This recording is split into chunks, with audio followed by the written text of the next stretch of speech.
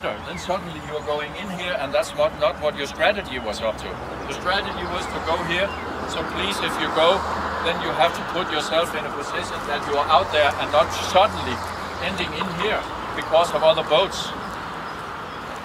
Taking a couple extra tacks is not that, doesn't cost that much compared to being in a bad lane all the way out.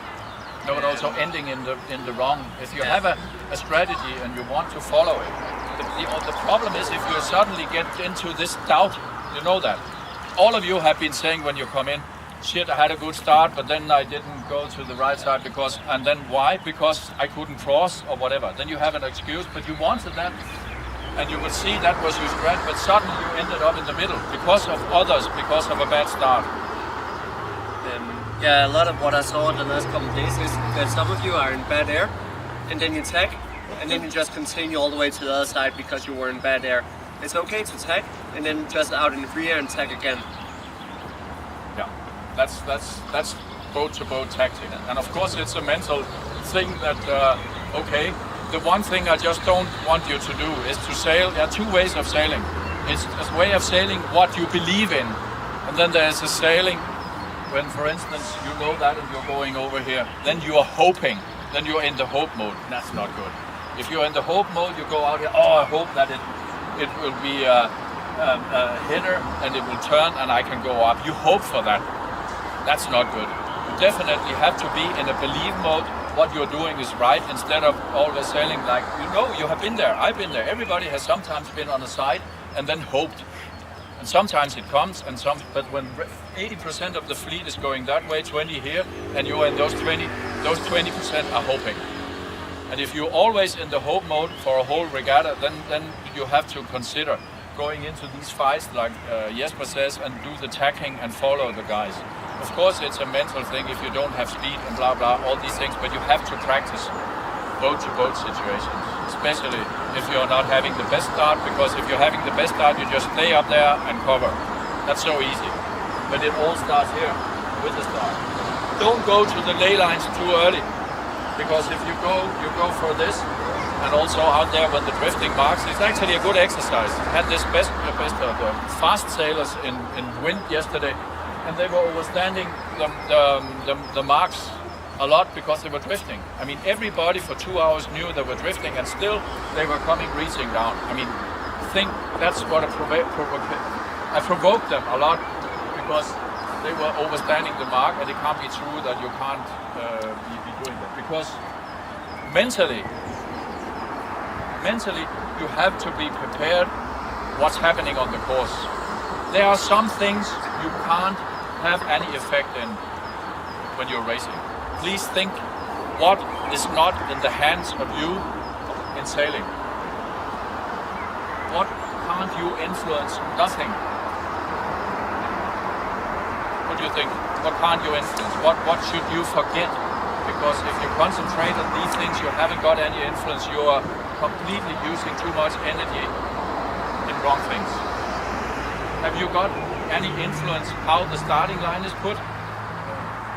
Then don't blame the starting line being 10 degrees wrong. And don't sit and get pissed about that because it's too much pin-in advantage that I can't start pin-in, and then you're sitting getting pissed. What is not in your hands more than a starting line? Jury? Race committee? Wind? Current? Other competitors? Rule 42. I've heard a lot of explanations when people are coming in complaining about exactly what I said here. And if you can't do anything about that, then suddenly, if you concentrate on that down here and your preparation and concentrate on these things I just said, then it's not a good preparation, because you don't have any option of having anything to do with these things. Forget about things you can't do anything about and concentrate on what you can do yourself and improve and go for it. That's why when you're up here getting closer, then suddenly there are some things you should cover up, like what is the wind when you come up here. In these ones, then it's going into a chess game, because now in here it gets to tactics. Already here, in this area around these two, you have to know how to round the mark. You have to put yourself in a position. If you see if 80% of the fleet is coming from there and you're coming like this, there will be no room. You know that. So what should you do? Go early, go under, go through, all these things. It shouldn't be suddenly a big surprise for you to get closer to that mark.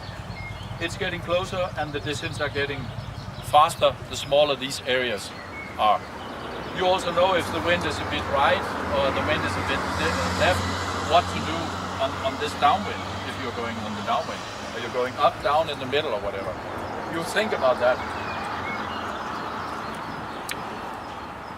Reach, if we take it after this decision you have to make, if you want to go up high, you want to go low. There are two typical sailors. Somebody wants to go high, somebody wants to go low. But if you want to go low, you have to go low fast and not just sitting here, I don't know what to do, and then you end in the middle and then it's not good. You have to make a decision around the mark and get off. And then you will go out and then you will have a decision here to go to the downwind if you do this and this. On the downwind you get to know what's going to happen on the next upwind. All these information you get on the downwind is not like I'm not going to capsize, I'll be doing this and this. No, you know if the wind has shifted, if there's more pressure, you know all these things. And then you're ready to go around the gate and then we are starting one more time. So down here you're actually making maybe a new strategy. But still you have to fight with the boats, with the boat-to-boat tactics on the downwind. But you are in your head looking around and seeing what will my strategy be. Because like here, if you're going on an outer loop, suddenly the strategy on the outer loop is different compared to the inner loop. When we sailed the races, right on the inner loop and left on the outer loop. So the strategy changes. And sailing different places, you always have to be very, very open-minded for these informations coming to you that you haven't got any effect in anyway. And use it and be positive. And don't think about these things you can't do anything about, but think positive about that, what's going on up there. Well, just like that one thing, with the reach and the downwind, when you're going under or over, be sure to commit to one thing. Don't go down and then suddenly go up, and then because then you're going to get rolled. Don't go up and suddenly halfway there you go sharp down because then you're also going to get rolled. Choose a plan, think about it, actually choose a plan before you get to the mark and then commit to it. Yeah. Okay, that was a lot of talking. You understood about just some of it? Even now I think you should like strategy, tactical things. Remember this Michelin man, like on the tire, like this fat guy. So when we are talking about strategy and tactics in the future, or you are talking and thinking, then think out of that. It's sometimes easy to understand where the decision should be made, from the marina to the preparation to the start and first shift and these things. I know you will remember better what I'm saying because I'm making such a nice drawing. Maybe I should bring a Michelin man and put up here next time I'm doing this speech, and then everybody will even more remember. It's not, that's why it's Michelin, it's marina. Something to add? What about you? You got something to add about these tactical, strategic things? I mean, it's not only downwind, you're an expert, so... Yeah. I would say on the reach, like, really commit, and if you're going under, be really low, then stay low for a long time. And just at the very end come up again. Yeah. So right at the end you can come up. If you go too early, then all your gains will be lost.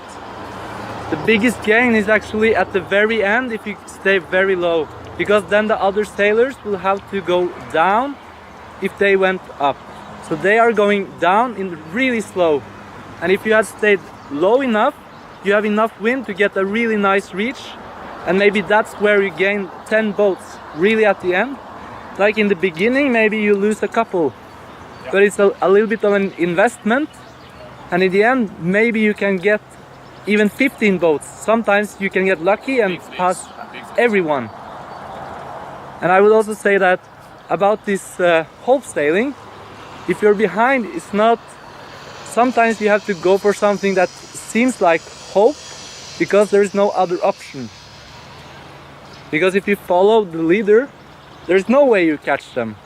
But at the same time, you don't want to be behind, and that's where everything he talked about comes into play. A good start and finding the lane you want.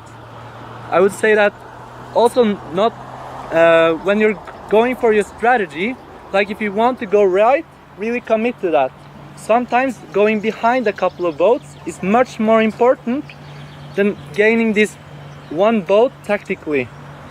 Like I would say in the competition, the Czech sailor I was sailing against, in one of the races, I crossed the boat just by a hair, and then he tacked underneath. One tack away and we were 200 meters apart. And this was the difference in the overall. Like this one decision, because he didn't believe in his strategy. After the race he told me I wanted to go right, but I couldn't cross this guy. But he had the opportunity to just duck him and follow. Yeah, but that's also what I said. If you commit to your strategy and go right, then dock a few boats, no problem.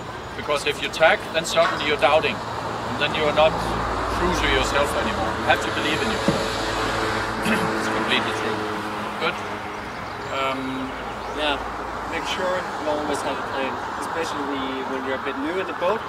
Oftentimes you might even take the wrong decision, but you must always make a decision.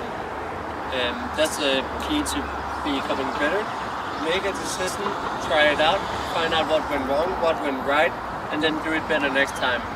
But you're not going to progress if you don't take a decision. I really like this point that if something is not working for you, that's the time when you need to figure out how to improve. Maybe one race, the best thing to do is actually to watch someone that you know, this guy will succeed. Like you see, okay, what is he doing? Like when I started out, some races I actually didn't compete. I was just watching the top guys, like what are they doing? How are they getting out in front? That's really useful for you, just to change your mindset. Sometimes some guys are doing things completely different, and some new input can help you decide what you want to do. It's not set in stone how you attack this. Like some sailors will attack the starting line from the port side, some will come from the starboard side, and some will be completely anonymous. So that's a little bit more up to you how you feel. And about this preparation for the regatta, the farther you progress and you know what you're doing, suddenly you are planning your competitions much farther in front. Like if I go to a competition this year, I'm going to the Worlds, then I'm looking at, okay, what do I expect in this regatta?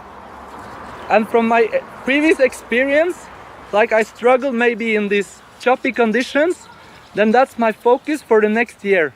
I really need to improve this part, because in the regatta I look at my score and I go, okay, I have 7 top 5 races, and then in 3 conditions I'm like 20, 25, and I really need to fix this, because it's the bad races that determine the overall score. Like if I can stay consistent, then I rise to the top at the end.